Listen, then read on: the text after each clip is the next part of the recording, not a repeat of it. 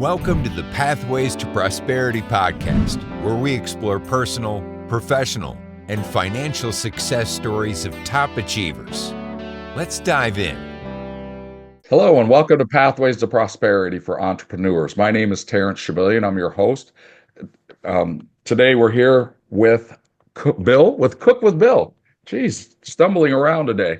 Our podcast, we celebrate visionaries transforming their passions into impactful ventures. How are you doing today, Bill?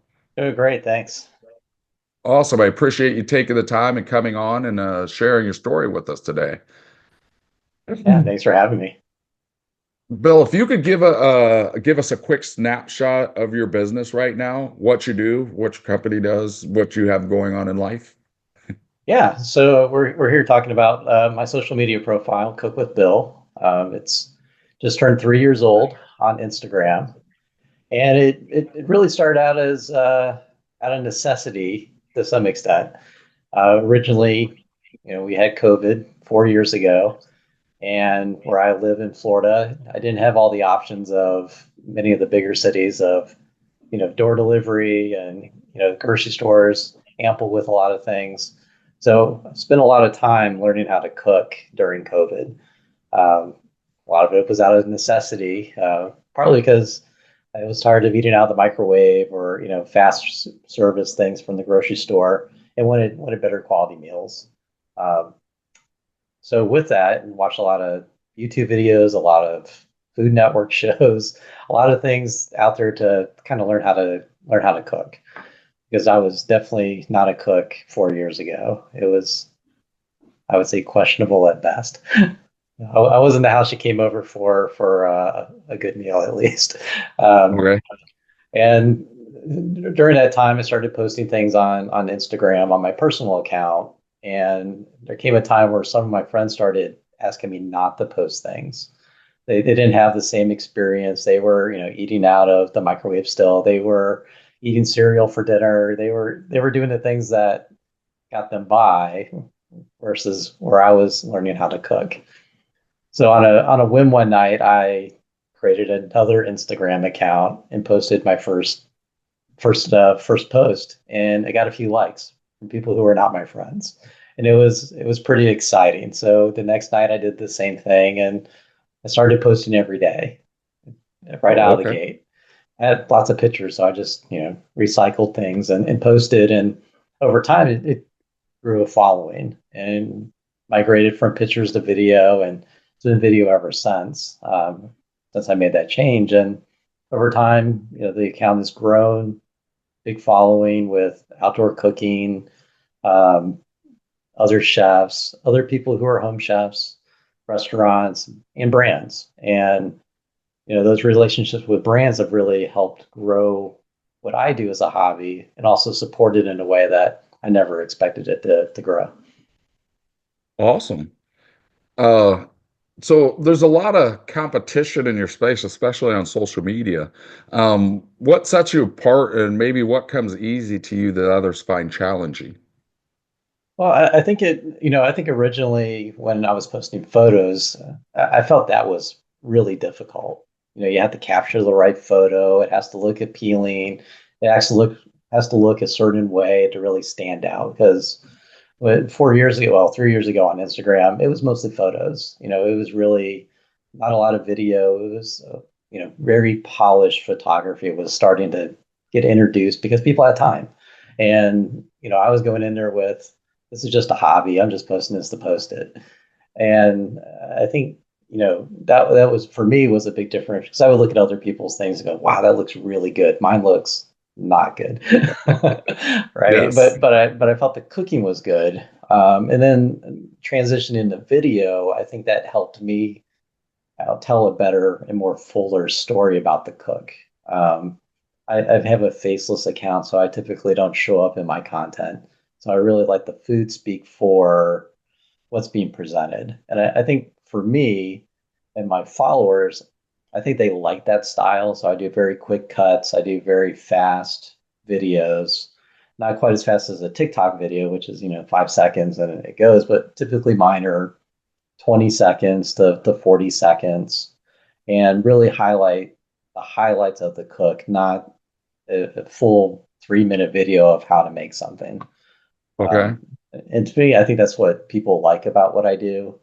Um, and there is a lot of competition out there. There's a lot of personal preference that people have. Maybe they like the step-by-step cooking video. Maybe they like the more talking to the camera style video. And there's so many niches out there. Food everybody eats. And I know my following prefers outdoor cooking. And I probably 70 to 90% of my cooks are outdoor cooking. So it really hits that audience. Versus if I was to start doing salads, I would probably lose most of my followers. Okay. Awesome. So you mentioned doing outdoor cooking, more grilling, more finding those aspects of being able to enjoy the outdoors while you're cooking instead of in the kitchen. Yeah, I would say most of my Awesome. a large percentage of my cooks are outside on the patio. I have over time accumulated different grills, smokers, and different styles of cooking even outside. There's things that are long cooks, there's things that are short cooks. They're just people are overcooks. There's a lot of variety, and I also like to experiment with other cooking styles and how can I Okay. incorporate that into either outdoor cooking or just thinking about it completely different than maybe someone who has a more traditional cooking background. Okay. Awesome. Well, I definitely like to discuss that one with you a little bit more. We own a company that specializes in backyards. We do outdoor kitchens and those types of things, as well as waterfalls, fire features, things like that. So after we get off, I'd love to share some information with you. Yeah, Um, absolutely. Absolutely. okay, and sorry. Um, if someone listening to us now wants to get better um, at cooking, what is one tip they could start with, or where's a good place just to start? Obviously, I'm not trying to take over your channel, but um, a tip that they could start using today. I think it's knowing what you like. I think that's the hardest part about cooking is people try to cook things that they've never made before. So they're not quite sure how it's supposed to turn out. And I was guilty of that too. I was cooking things that I wasn't even sure what the ingredients were. I was cooking things that I Wow. didn't necessarily understand what the ingredients were. I would be at the grocery store like, can you help me find this thing? Okay. And I- and sometimes even the people at the store didn't know what that thing was. Um, so thinking about it from that perspective, if there's a dish that you like, or there's sets of dishes that you like, focus on those first, because you already like it, and then you're going to know Hmm. very quickly if you make it and it doesn't taste the way you're expecting to in a positive or negative way. You're going to know very quickly versus cooking something you've never made before and it comes out, you may like it, but it may not be the way it was meant to be.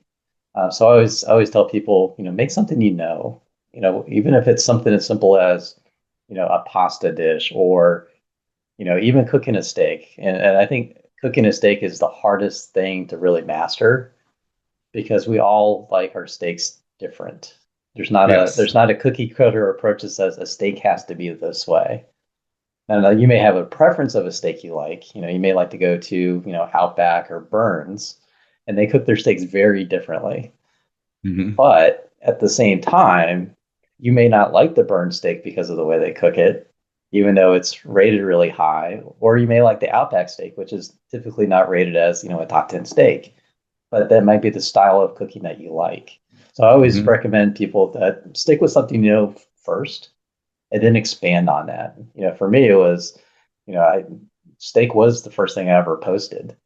And I still use that same recipe for the steak I cook even now.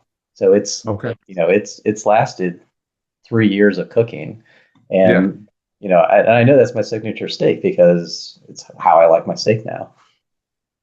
Awesome. I like that tip. That's a beautiful piece of information. When I first started getting into cooking myself, nothing to the extent of you, but um, the I tried to make things like you said I hadn't had before, and I'm like, I don't even like this. So, I kind of started over again and went back, what do I like to eat? And let me figure out how to make that first. Yeah. So I definitely appreciate that side of it. Um, what's one of the biggest challenges you've had to overcome in your career, Bill? Yeah, I mean, outside of learning what all these things are, I think that was definitely a big one for me. And really understanding, especially on the outdoor cooking side. So for me, outdoor cooking was originally buy a bag of charcoal, put it in the grill, light it up, and hope for the best. That's really where I started out with. Didn't know a lot about temperature control. Didn't really understand the way air moves inside of a grill. And that took a long time for me to really understand. And I think even now, how I cook, there's still room for growth on that as well because I'll go to a barbecue competition and see the bigger smokers, and I spend so much time talking to people about their craft. Like, how do you know that like this is the right wood? How do you know where to put it in the grill? How do you know that this is the hot side of the grill versus the cold side of the grill? It's just small things like that, but there's always room for growth. And cooking is one of those things that you'll never know everything. Hmm. And being able to talk to others who cook, a lot of people are willing to share. And I think that's very unique to other hobbies that people may have, where people are not always as willing to share how to do something. Cooking, I've yet to find a person who says, "No, I'm not going to show you how to do that," or "No, I don't want to tell you how I do that." Very rarely have I heard that in talking to other people. Yeah, it's a little friendlier atmosphere than some of the other places. Um, Absolutely. it's also easy to get everybody gathered around when you're cooking, right? Yeah, Um, I tell this to people all the time that food really is a huge connector. It's not even like sitting at the table and having a meal, but just even talking about food. You can see people light up when you ask them like, "Hey, what's the best meal you had last week?" Or what's something you remember that you ate last week? People may not be able to remember quickly everything they ate every day, but there's usually something that somebody had where they're like, I had this lunch last week. It was great. Here's what I had. This is why it was great. And people are willing to open up about those experiences. Versus, hey, what did you do on the weekend? People are kind of muddy around that a little bit, like, oh, I did something with the kids or with the family, or I went on a trip. And it's usually very shallow in what they say. But if you ask about what the best meal you had last week was, people tend to share more with that question than probably any other question I can think of. awesome. So it sounds like things are going well for you and your business. A lot of our guests are looking towards the future and how they can create passive income or enhance or even replace their current active income. What do you currently do for your future? Yeah, so I'm on, I just said earlier that I just hit the 3-year mark. And I have very good relationships with a number of brands and sponsors. And there is some affiliate income that comes in through that as well. But this year, I'm really focused on being more present at events and finding ways to have stronger relationships with those brands that I do work with, whether it be representing them, at an event, or even working with their marketing team about my goals and their goals and how they align and how we produce content together. So I'm spending a lot of time at the beginning of this year really focusing on what events I want to be at and which of my partners are going to be at those events as well, and what can we do together while we're at those events. So I'm spending a little bit more time on that. I've already been to 2 events this year, which is it's only the first week of February, so I've already been to two. I already have three mapped out for later in the year, and this time last year I wasn't even thinking that way. So it's definitely for me progressed in that direction of how can I be more present than Hmm. put the face out there a little bit more than what I do today. Awesome. I kind of already answered this question, but as we're wrapping up our interview, what exciting plans or initiatives do you have in the works for the next 6 to 12 months? Yeah, so I'm going to be in Memphis in May. So it's my first time going to the epicenter of barbecue competition. So I'm really excited about going just to go as a, just to go. Still working on plans for what I'll do while I'm there, but I'm not competing. I'm there just to enjoy the time Yep. and shoot a lot of content, talk to a lot of people, ask a lot of questions, and spend some time learning there. Also looking forward to hopefully competing this year. There's a lot of pressure for me to compete, so I Oh, want to wow. want to check the box off and say I competed at an event, and whether I finished last, which I probably will, or if I finish, in the middle somewhere, I'll be just excited just to have the experience and Yep. have other people try my food, try my recipes, and give some feedback of how it could be better, possibly, or at least well, this isn't traditional barbecue. This doesn't fit within our rules. It would be good anywhere else, but it doesn't fit here. Yeah. Yeah. Or maybe the other side. It may be, wow, this is great. Maybe we're judging the Yep. wrong way. Maybe more people should cook this way. So really excited to see how that turns out later by the end of the year. I love that aspect. In business, so many people are scared of failing or not being first, and it's always tell people, first time you do anything, I'm a ex-professional athlete here, and I wasn't, I was blessed athletically, but I wasn't the best at everything I did when I started. Yeah, I So, mean, so many people don't understand you have to go out and put yourself out there and take that risk and, be willing to fail, and it isn't that you fail, it's what you do afterwards. Get back up and absolutely. keep going. So I Yeah, love that. there's a statement I hear all the time, and it kind of drives me nuts every time I hear it because I disagree with the statement. There's the work harder, not smart, work smarter, not harder. And I feel like you have to do both, because you just being smart doesn't get you what you want. And working hard doesn't just get you what you want. You have to do both. Mhm. And, I think sometimes that gets missed along the way that you have to do a little bit of both. And, Mhm. for me, with the cooking side of it, there are failures with cooking. And, I've had some bad ones. And, you know, I just didn't stop cooking because I had a bad cook. I usually go back and like, how could I make this better so I don't do this again? I don't want this dish to beat me. I Mhm. want to be able to cook the dish a second time and say, you know what, I did this. Like I was Yep. able to do this. Yep. Or at least if I do fail, like find someone who does make it and say, how do you make it? Because I Mhm. feel miserably in this, and I'm always sharing my bad cooks with other people. Like, I made this thing, it was terrible. Like, here's how I did it.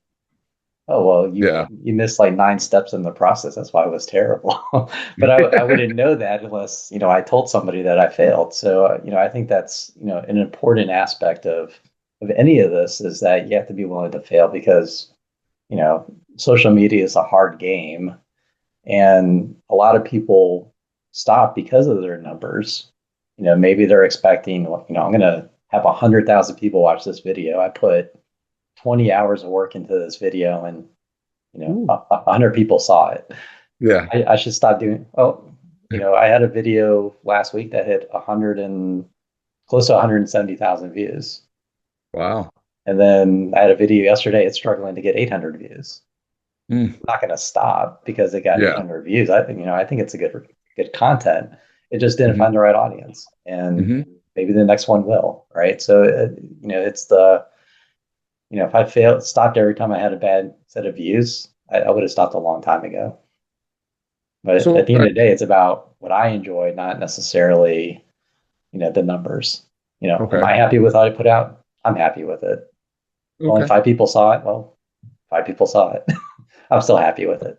So I just, out of curiosity, because we're always looking to build our brands and we're not by any stretch of the imagination doing much on social media, but when you get something where you get 170,000 views, is that something that you do stop and take a look at and say, what made this take that point? I mean, are you constantly, as we call it in business, KPIs, key performance indicators, and social media, to me, that would be a huge KPI.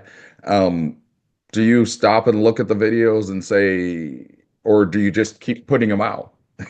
Oh, so and before we got on the call, I talked about 20% of my brain or 10% of my brain always thinks about the other stuff, like how to make this better, how to monetize it, how to do those things.